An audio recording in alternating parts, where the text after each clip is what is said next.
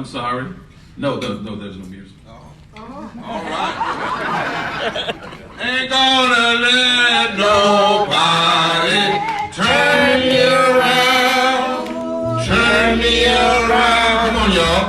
Turn me around. Ain't gonna let nobody turn me around. I'm gonna keep on. I'm in Alabama, right? I'm in Alabama, right? Living of the freedom. Ain't gonna let no president turn me around. You know, turn me around. Yeah, ain't gonna let no president turn me around. I'm gonna keep on walking, keep on talking, marching up the freedom way. Ain't gonna Yes! Come on with it.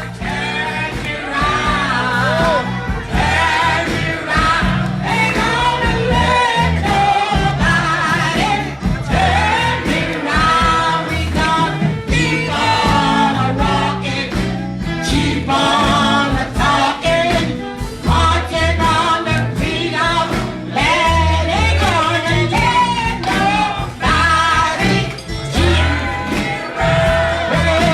Turn me round, turn me round. Ain't gonna let nobody turn me round. Keep on walking, keep on talking, rolling on the freedom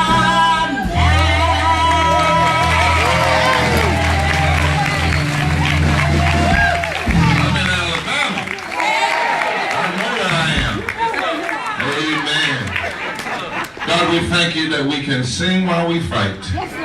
And that the joy of the Lord is our strength. Thank you for keeping us, holding us. God, work the miracle of letting human lips, flawed lips, sometimes weak lips, speak your strong truth. For we ask it in your name and believe it done.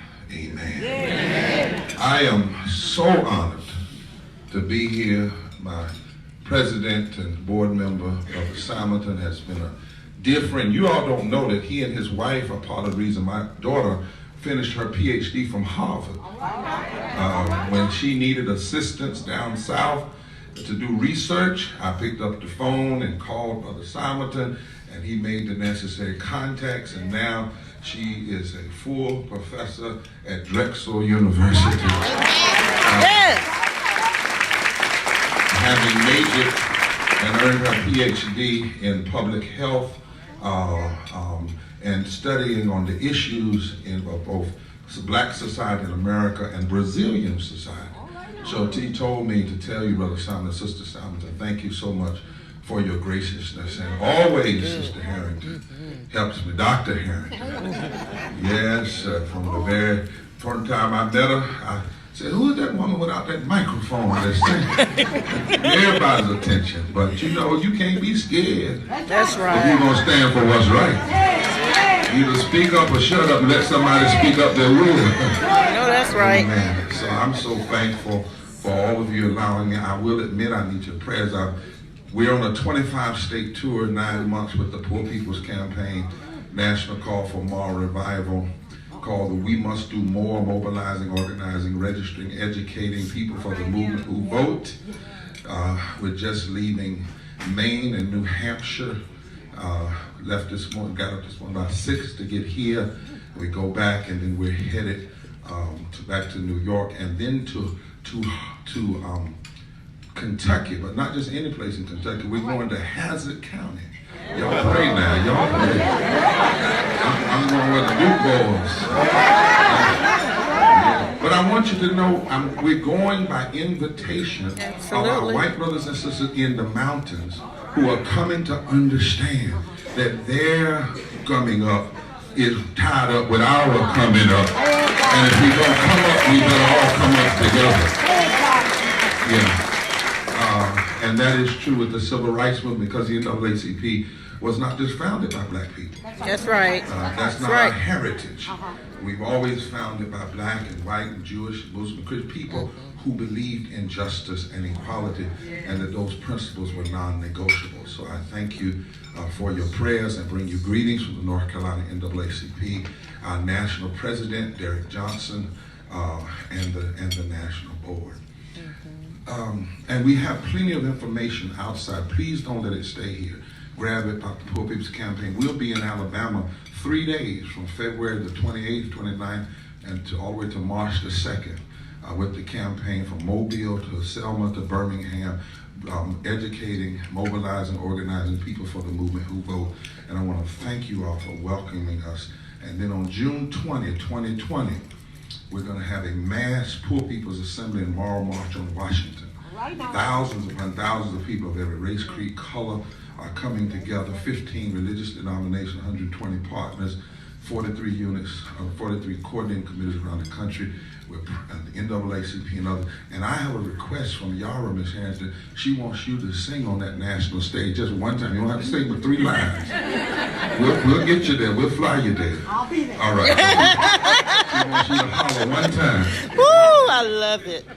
Woo, There look is at a God, scripture look at God. found in the Old Testament text of Jeremiah, the weeping prophet. And Jeremiah lived in a time when there were these corrupt political leaders. They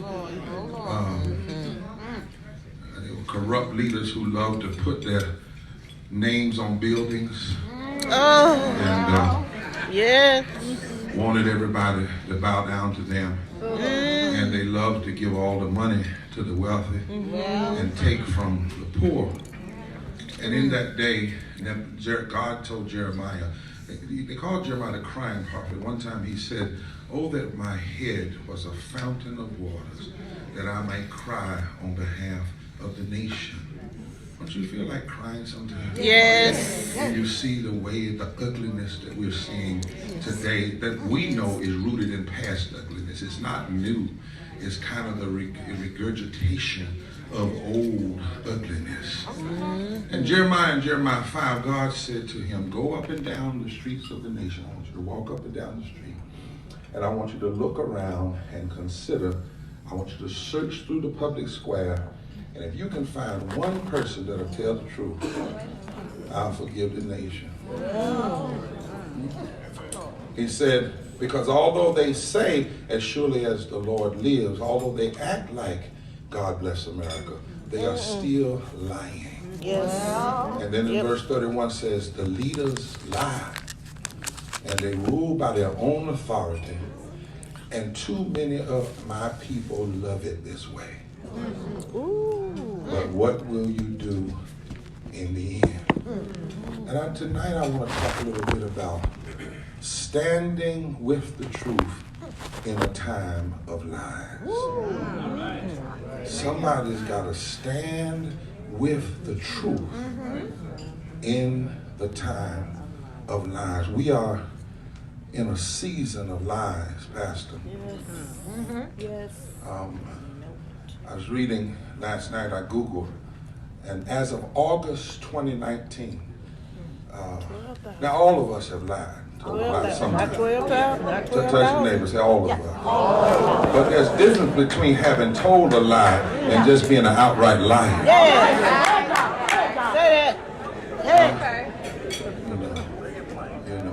Yeah. I have told a lie. My wife said, "Did you take the garbage out?" I hadn't done it. Yeah. But we are in a season of lies where lying is becoming the norm from the highest office in the land. As of August 2019, the president had told 12,000 lies. Yeah. Now, that's 375 lies a month and 13 lies a day. But what is worse than that is the enablers that know the lies, support the lies, and while he's telling the lies, They are undermining civil rights and economic rights through policies. Huh? And as Jeremiah, God told Jeremiah, too many of our people love it. Now, to understand why lying can be so in fashion in the 21st century, you and I must understand that America has always had a problem with the truth. Langston Hughes in 1935 wrote a poem, and he said, America has never been America to me, but I swear this oath that America will be. He said, we must take back our mighty dream again. What he was referring to is that America has had a dangerous kind of schizophrenia in all of her existence. The difference between what she says on paper and what she does in practice. Dr. King said one time, America has the high blood pressure of creeds, but the anemia of deeds.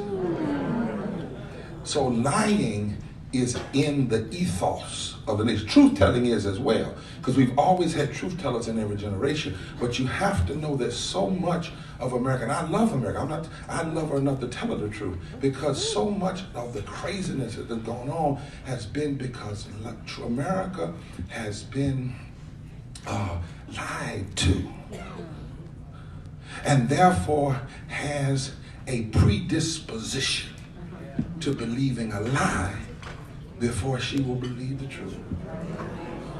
See, slavery was a lie. It was a lie.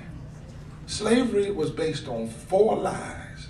First, the lie, what I call bad biology. And that is that people are different biologically. And that you can determine that simply by skin color. That's a lie. That's a lie. The second lie was sick sociology. That is that you cannot be in the same vicinity, black and white, and be equal. That if you're in the same vicinity, one has to be down and the other has to be up. And that's a lie. One blood, God made all people. All right. Then there was a third lie, and that's the lie of evil economics. And that is that the end justifies the means. As long as it makes money, it's all right. So if you got to turn people into property and treat them like chattel or cattle or animals, that's all right, as long as it makes money. And this stuff was taught in our biggest schools. I went to Duke University, and I've been to Harvard and places. You can go into stacks, and there are books in the stacks on the theories supporting slavery that were written by people who claim to have PhDs and law degrees, justifying slavery. That's how it existed 250 years. It was not just a bunch of backwoods folk that believed in it. In fact, it wasn't them. It was a so-called educated aristocracy that told a lie for the truth. And then the fourth lie is what we call in theology heretical ontology. Heretical ontology. Ontology has to do with what God did, the study of what God did. Heresy means it's not true. And the heretical ontology was that God ordained it this way. That God said some would be hewers of wood and would dip water from the well for others. Some were by God determined to be slaves. So God made it this way. That's heretical ontology. As much scripture as there is, over 2,000 scriptures in the Bible, more scriptures in the Bible than any other subject, have to do with justice, how you treat the poor and the least of these. And yet this nation was lied to the point that racism became not just a sociological issue, but a religion. And in order for people to let it go, they had to say, my mama lied to me. My daddy lied to me. The lie was so permanent that some of us believed it. Harriet Tubman said one time, I got 500 slaves out of slavery. I could have got more if some of them knew they were slaves. Knew they were slaves. Yes, they were slaves. Yes. Come on. Denying women the right to vote was a lie that we told for a long time in this country. That lie said if you were feminine, you didn't have sense enough to vote. That was the lie. The genocide of Native American people. There was a Methodist minister that became a colonel in the army and went westward, and he began to kill children, Native American children that we call Indians, but the first people here. That's the first lie, because you can't discover something when people are already there. Amen. Yes. You might come where they are. Right. That's right. But there was a lie that we discovered, that we had our manifest destiny, a right. And this minister was a Methodist minister, and he told his troops, kill even the children because nits make gnats. Wow. And based on that lie, 80% of Native American people were exterminated. Lies. So many lies that have been told down through history. And some of them have never been corrected. This country said if you were poor, you shouldn't vote. It wasn't just black. It said if you were a poor white man and didn't own land, you didn't have sense enough to vote. A lie. Lies written in the Constitution. Yes. So America has a predisposition to lying. And if we understand this, we understand something about what Neil Painter said, that Trump is not the problem, he's a symptom of the problem. He is the iconography of a too often repeated American reality. When folk decide to believe a lie rather than believe the truth. And as long as it's profitable, as long as it'll get you a few tax cuts, as long as you can get enough wealth of money behind it, people believe it. My mama was lied on. When she broke the color line and became the first black secretary of the high school, they told her one day that she was guilty of malfeasance and misappropriation of funds because her count was 50 cents off. She had counted thousands of dollars. And they said it was 50 cents off. And they said, if you pay it, we'll just put a little note in your record. Now my mama's Pentecostal, but every now and then she's speaking tongues.